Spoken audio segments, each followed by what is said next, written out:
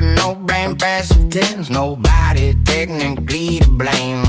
They'll call this an accident, like it flipped, like it fell.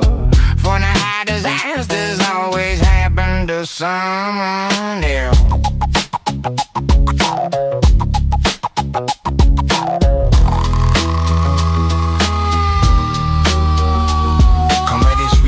Empty rooms argue about the word unseen, unforeseen and regrettable. Why the fallout stays measurable. Yeah.